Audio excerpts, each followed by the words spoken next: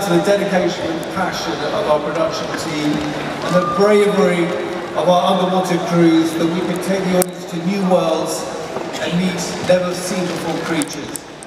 We'd like to thank BBC One, Tom MacDonald and Charlotte Moore for their support and guidance, Hans Zimmer for his epic musical score, and the inspiration to all of us, that is Sir David Attenborough.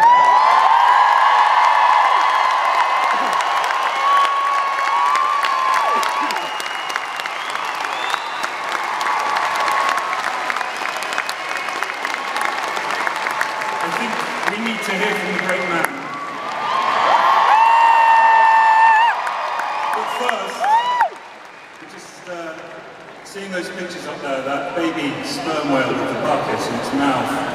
We never fully explained what happened there, and a lot of people have been asking about it, and we just wanted to let you know.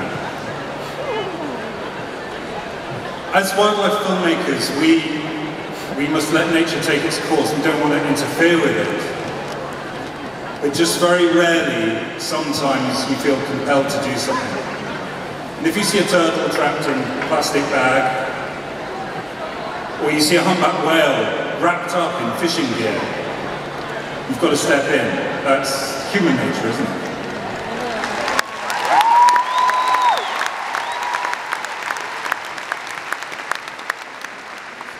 I'm pleased to say that's what happened with the baby sperm whale.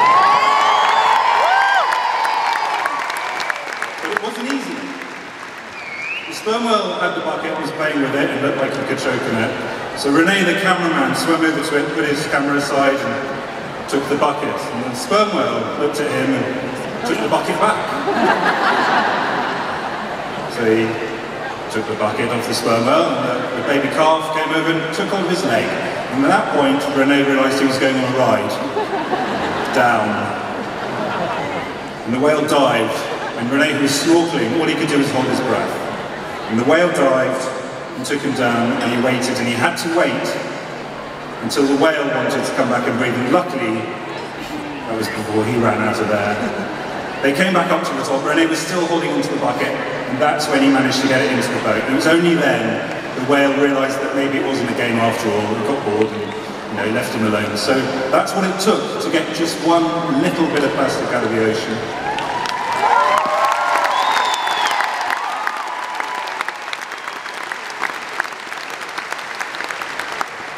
The impact this series has made on has surprised us, and I'd like to thank the team, but in particular the master storyteller who has brought it all together and put it in his words and told it how it is. Ladies and gentlemen, Sir David Attenborough.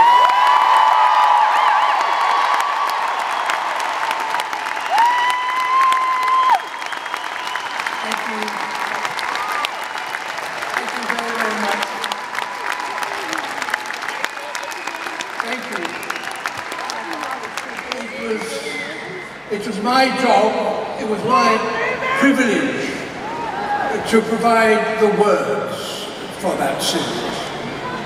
And you know and I know that what counted in that series was the pictures. And it is the pictures that were created by the cameramen and the camera women who dived into the ocean to get them. We spent 3.5–4 years in doing so.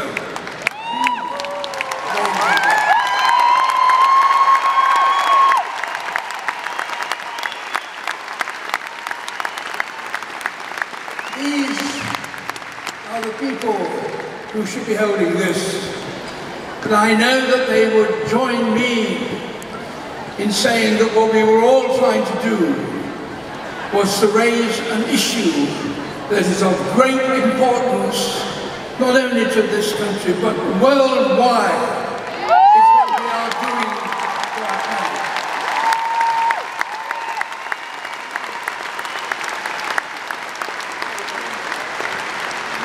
If our television programs have helped stir the consciences of people around the world, and that we are going to do something to protect our beautiful world, then all of us